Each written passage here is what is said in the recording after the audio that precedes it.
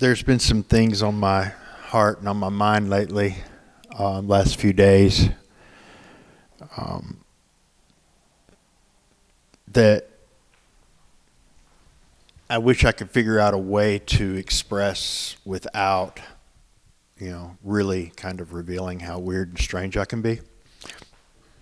But I can't. This is a time of year I call the spooky season, and I tend to celebrate. I love it, and I've been doing some things on social media, asking little questions like, today's question was, what is your favorite Boris Karloff film? And I thought about this some because there are a lot of people, and I'm in a minister position, and there are a lot of people who don't approve and don't have the grace to,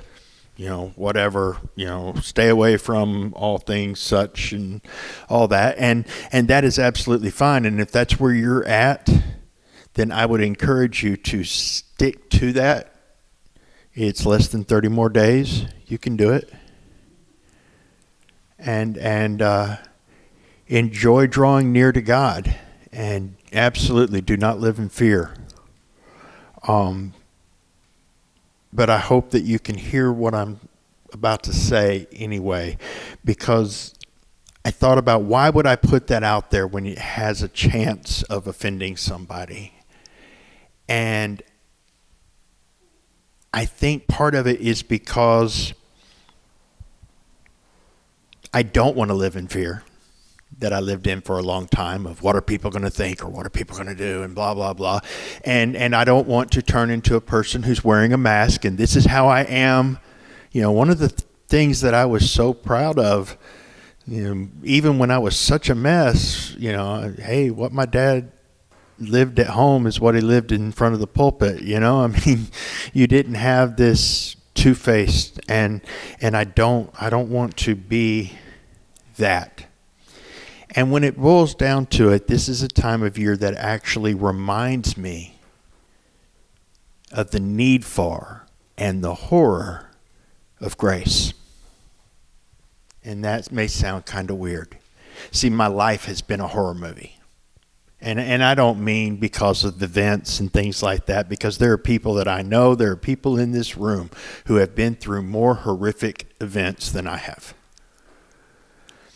But I was the one who always ignored the warning from the person I thought was ridiculous, and it turned out they were right. I was the one who was always going out when they needed to be going in, or staying in when they needed to be going out. Every time. I was the one who was always out there doing something I wasn't supposed to be doing, and everybody around me could see, he's going to get it next. But me,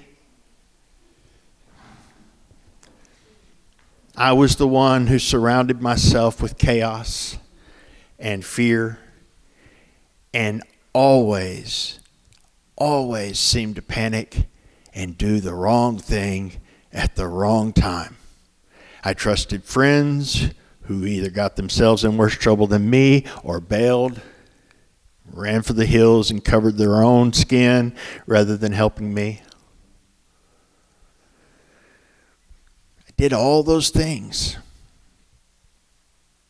And if I think about what is truly the scariest thing for me, it's not, getting cut up by a chainsaw or anything weird like that, whatever. But how about nobody on the planet, including your closest friends, really believing you or believing in you or understanding you? Can you imagine spending 3 years with somebody almost every day and them still not have a clue who you are? How messed up is that? How about every single person you know and love and trust bailing on you at your darkest moment? That's scary to me. How about being accused of something you didn't do? It's bad enough being afraid of being accused of the stuff you know you did. And you're kind of hoping you get away with it. But to be accused of something you didn't do,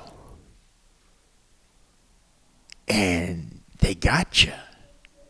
The whole conspiracy thing, they're actually out to get you, and they do.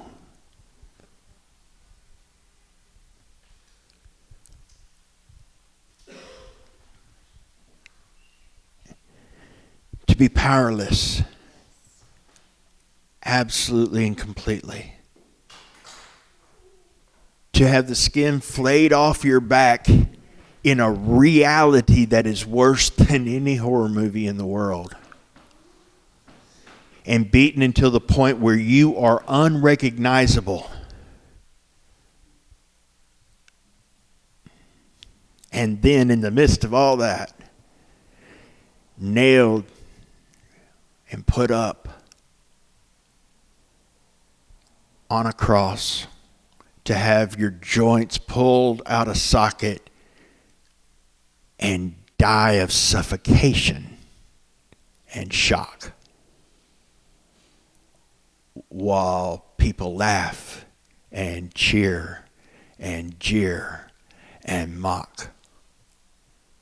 That's horrific.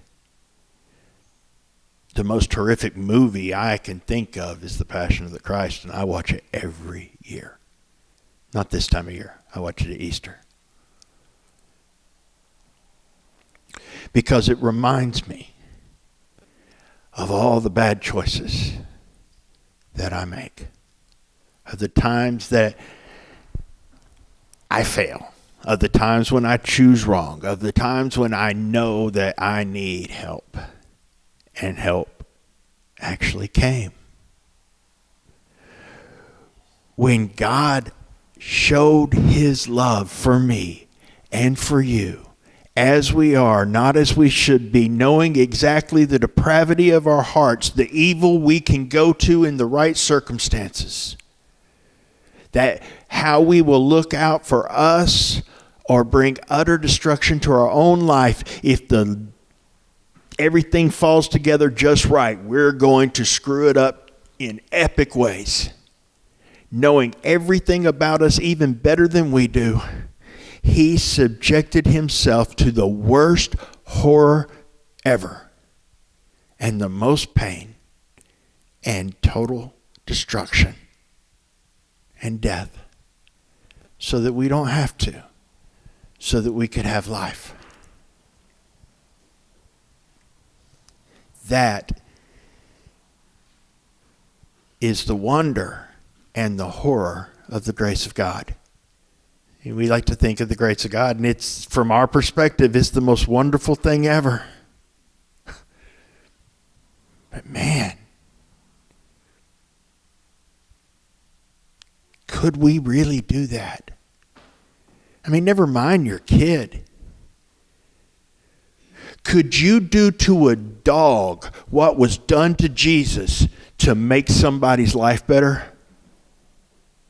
Or would you tell them to try to make their life better on their own, because you're not doing that to a dog? And Jesus subjected himself to it for us. That is the ultimate love. That is the friend who is not going to fail you.